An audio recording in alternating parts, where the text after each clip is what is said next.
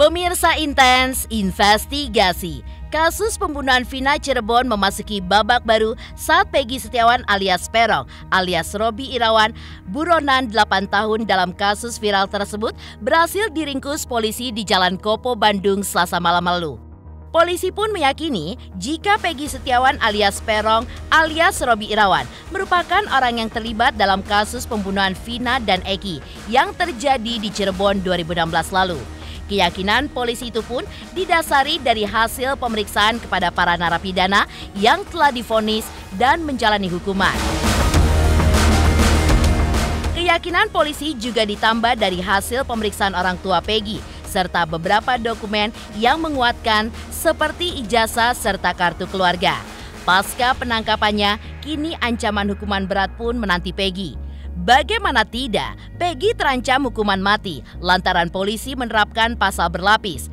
Terkait hal itu, kini muncul dua pengacara, Rasman Nasution dan Johnson Panjaitan, yang menyatakan siap untuk membela Peggy. Lantas, benarkah Rasman Nasution siap pasang badan untuk membela Peggy Setiawan jika diperlukan? Seperti apa asa ibunda Peggy Setiawan yang berharap dukungan masyarakat agar putranya itu mendapatkan keadilan? Pemirsa, bersama Intens Investigasi, kami hadirkan kabar terkini, terpercaya, dan teraktual. Tetapi sebelumnya, jangan lupa untuk like, subscribe, dan juga share channel YouTube ini.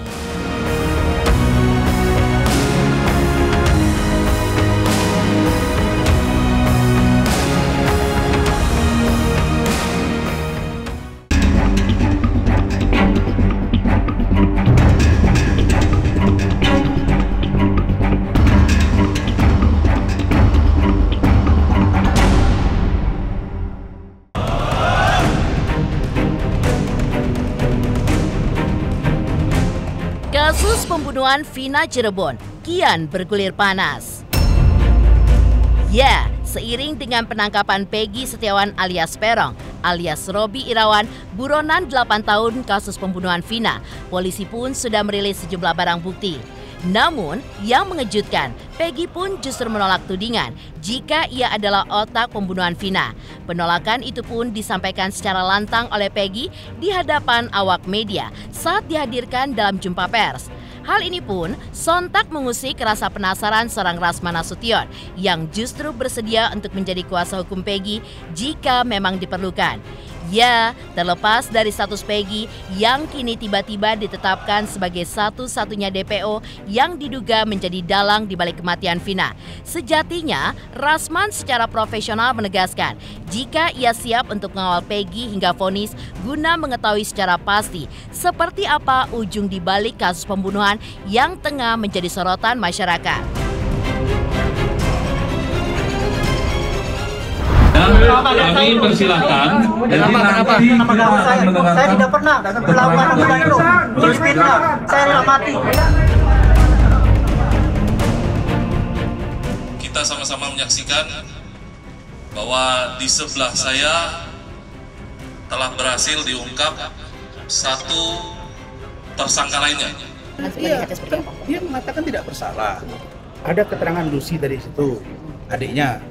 Ada keterangan pengacaranya, ada keterangan ibunya, ada keterangan bapaknya. Tapi kalian lihat ya, saya di tengah.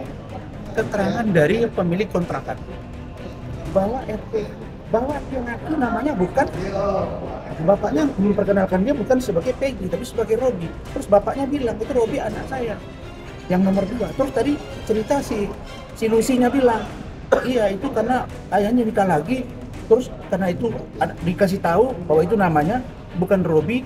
Bukan Peggy tapi Robby. Pertanyaan saya, apa beda anak pertama sama anak kedua? Kan sama-sama anak. Harusnya sembunyikan aja itu bukan anak saya.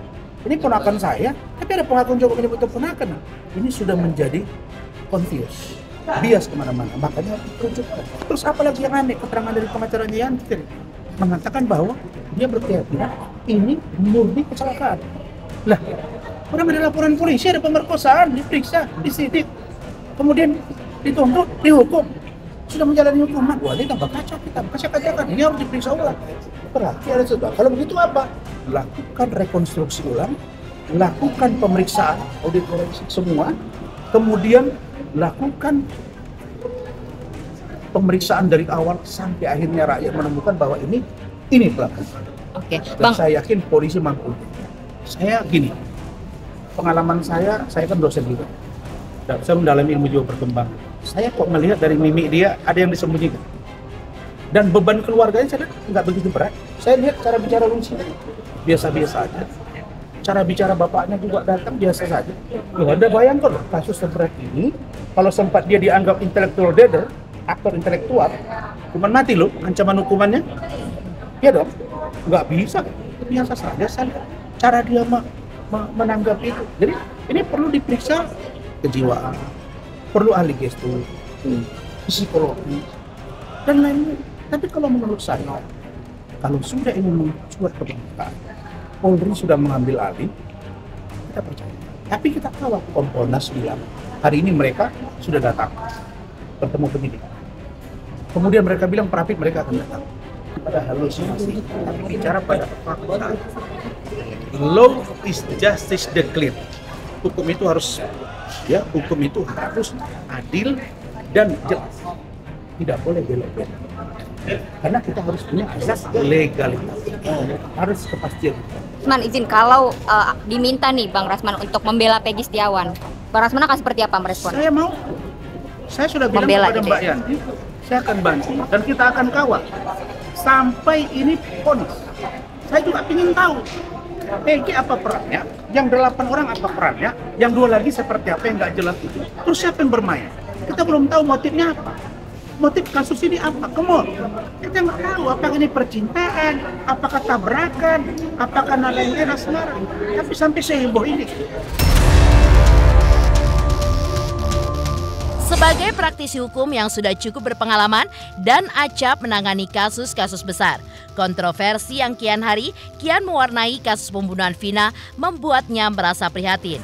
Keprihatinan Rasman pun kian menebal lantaran mencuatnya kembali kasus ini justru dipantik oleh kemunculan film berlatar belakang pembunuhan Vina yang bisa membentuk opini publik.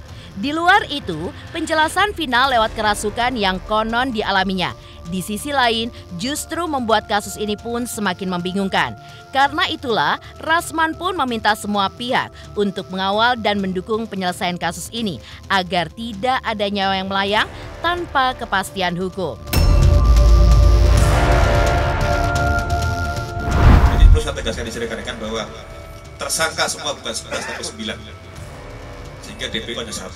Untuk itulah kami selama ini meyakinkan bahwa 5 keterangan berbeda dari tersangka itu ada yang menerangkan 3. Ada lagi yang menerangkan 3 dengan nama berbeda.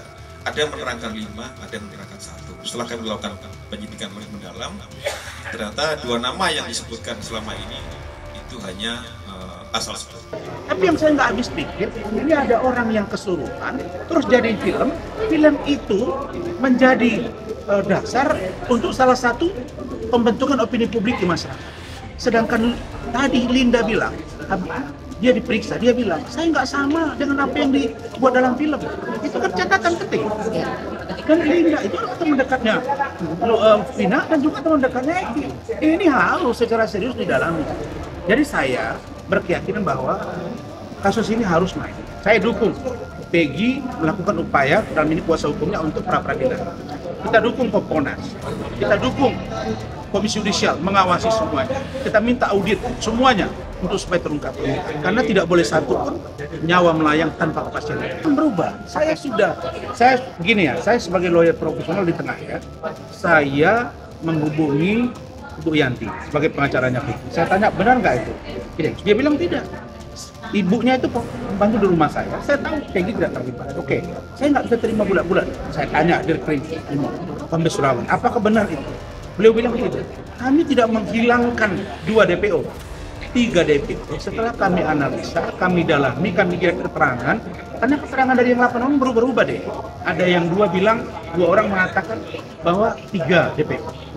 Ada tambahan pelaku 3 lagi. Yang 5 orang bilang 2. Berubah-berubah. Jadi mereka lihat mana yang paling mengkerucut, Itulah namanya fakta hukum itu.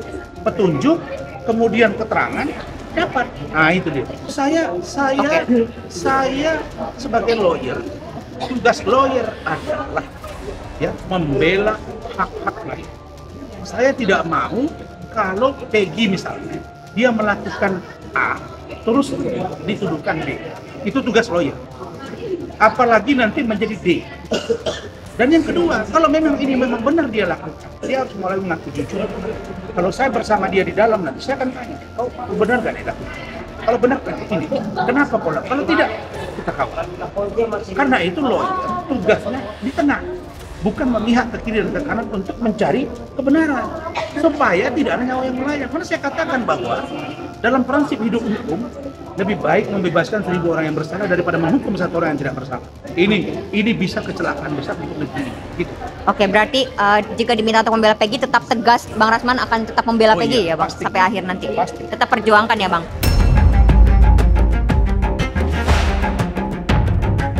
Keberanian Peggy membela diri serta bersuara lantang jika dirinya tidak bersalah saat momen rilis yang dilakukan beberapa hari lalu. Diam-diam juga mengusik rasa keadilan Johnson Panjaitan. Menurut Johnson, apa yang dilakukan Peggy patut dipuji karena butuh keberanian yang besar untuk melawan polisi, khususnya di hadapan awak media. Untuk itu, Johnson pun menegaskan jika ia siap membela Peggy untuk mendapatkan keadilan serta kebenaran hukum. Ya, saya kira ini bukan hanya pertaruhan dunia nyata, tapi ini sudah pertarungan roh. Jadi doa saya menyertai Peggy dan keluarga dan juga tim pengacaranya agar sungguh-sungguh menghadapi tuduhan yang sangat berat ini, ya kan? Di tengah-tengah praktek indikasi dari proses penegakan hukum yang buruk, yang salah gitu ya. Apalagi mengandalkan 3 dunia nyata, dunia goib, dan dunia maya. Jadi ini sangat berat menurut saya. Abang berarti Peggy teriak-teriak nggak bersalah di depan kamera dan sebagainya. Mungkin abang sebagai kuasa hukum apakah bisa mempercayai atau dianggap netizen kan benar gitu ya? Bagi Seperti apa menurut abang? Saya mengerti lapangannya. Bagi saya itu keberanian yang sangat luar biasa dan harus dilindungi oleh undang-undang. Karena pasal 53 dia harus didampingi oleh pengacara karena dia dituduh hal yang sangat serius dan ancaman hukumannya berat. Ya, selain itu juga menurut saya ya jangan dimanipulasi, semua prosesnya harus transparan dan akuntabel ya agar Peggy pun berhak mendapatkan keadilan dan kebenaran. Sekali lagi jangan sampai mengadili dan memvonis orang yang tidak bersalah. Abang akan seperti apa nih? Akan membela? Saya tentu bersedia masuk ke dalam tim pembela karena sudah ada lawyernya, dan doa saya bersama dengan Peggy mudah-mudahan Tuhan memberikan kekuatan ya agar dia mampu menghadapi ini. Dan ingat, semua orang harus praduga tak bersalah, jangan menuduh orang sebelum diadili karena banyak soal yang masih harus dipersoalkan. Jadi mari kasus ini kita bawa ke pengadilan dan hak-hak dari Peggy diberikan dan keluarga dilindungi, jangan ada teror-teror, tekanan dan lain sebagainya. Prosedurnya ditempuh gitu loh agar tidak proses penegakan hukum yang sesat. Saya siap membantu Peggy dan keluarganya. Dengan pasal berlapis serta ancaman hukuman mati yang dikenakan kepada Peggy, menurut Johnson, maka sudah seyogyanya jika Peggy mendapatkan pendampingan hukum yang layak. Johnson pun tidak menampik jika tugas berat tengah menanti tim kuasa hukum Peggy untuk meloloskan klien mereka dari jerat hukum, menyetir sangkalan yang dengan lantang sudah disampaikan Peggy di hadapan awak media.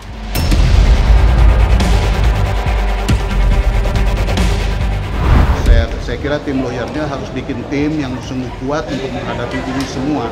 Dan juga menurut saya penegak-penegak hukum lain juga harus melakukan evaluasi dan eksaminasi nih terhadap orang-orang yang menangani ini. Karena ini kan akan jalan lagi ke depan kan. Akan ada PK mungkin, akan ada pemeriksaan dan Peggy dibawa ke pengadilan. Kalau diulang lagi ya rusak lagi. Rusaklah negara ini. Presiden juga merubah statement DPO-nya nih, Bang. Menurut abang sendiri seperti apa? Ya itu dia, kan putusan pengadilan ini jelas ya kan. Tiba-tiba meralatnya tuh pakai konferensi pers, itu kan bisa terkena berita bohong. Dan menurut saya tadi saya setuju sama Pak Arianto tadi, ya harus dilaporkan yang kayak begini-begini nih, dan Kapolrinya harus bertindak karena institusi ini taruhannya, legitimasinya. Kenapa? Karena polisi kan nanganin ITA juga, kan berita bohong juga. Kalau dia sendiri terlibat kayak begini, ya rusaklah legitimasi polisi yang kita cintai. Saya nggak mau itu terjadi. Jadi berhentilah konferensi pers itu. Kerja yang benar, bawa kasus ini ke pengadilan dan berikan pendampingan dan lawyer dan dibuat transparan agar keadilan bisa berdiri tegak. Apalagi itu konferensi persnya juga BAP saksi dijadiin bahan konferensi pers. Janganlah, kerja dulu yang benar. Pak Kapolri evaluasi itu ya, terutama simpul-simpul penting agar ilmiah ini sungguh-sungguh dilakukan, bukan sekedar proses yang sebenarnya akhirnya mempermalukan proses penegakan hukum kita. Ya, saya kira ini yang harus segera dilakukan. Dari kesiapan Rasman Nasution dan Johnson Panjaitan pasang badan untuk membela Peggy Setiawan jika diperlukan. Lantas, seperti apakah asa ibunda Peggy Setiawan yang berharap dukungan masyarakat agar putranya itu mendapatkan keadilan? Pemirsa, bersama Intens Investigasi, kami hadirkan kabar terkini, terpercaya, dan teraktual. Tetapi sebelumnya, jangan lupa untuk like, subscribe, dan juga share channel YouTube ini. Halo, saya Nugi. Yuk, subscriber Intens Investigasi jelang 3 juta subscriber.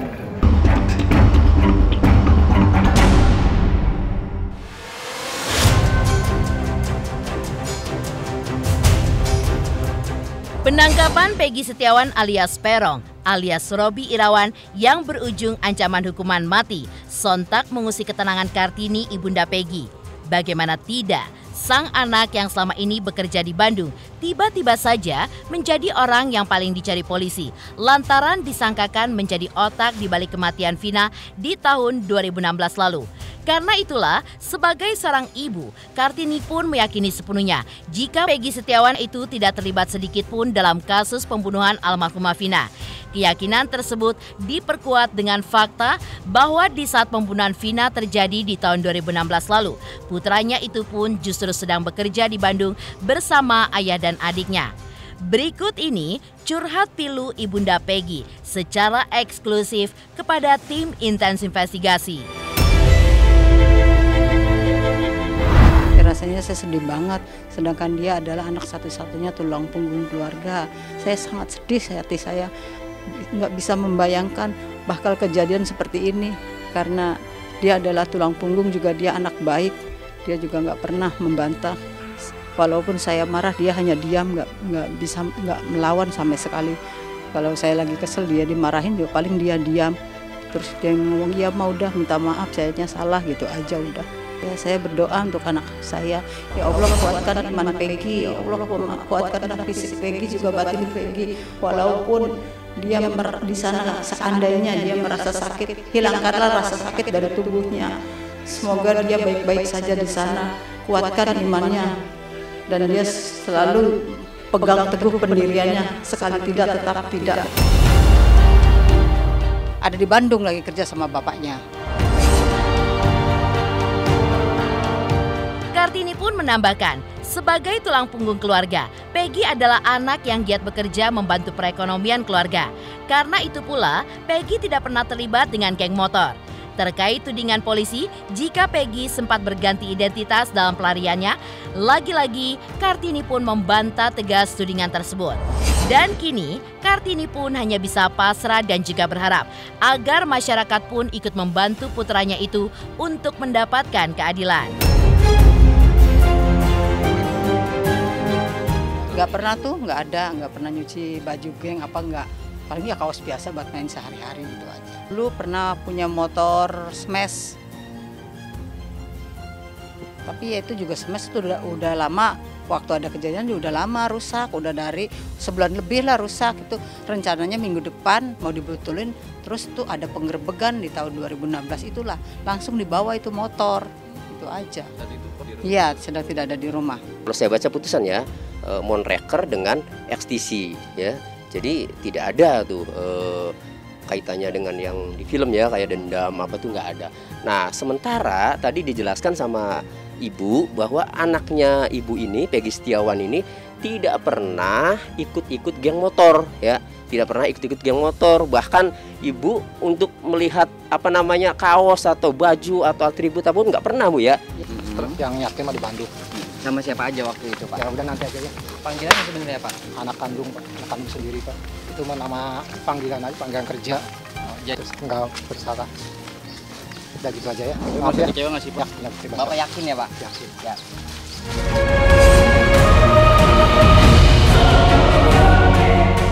Pemirsa, bersama Intens Investigasi, kami hadirkan kabar terkini, terpercaya, dan teraktual. Tetapi sebelumnya, jangan lupa untuk like, subscribe, dan juga share channel YouTube ini.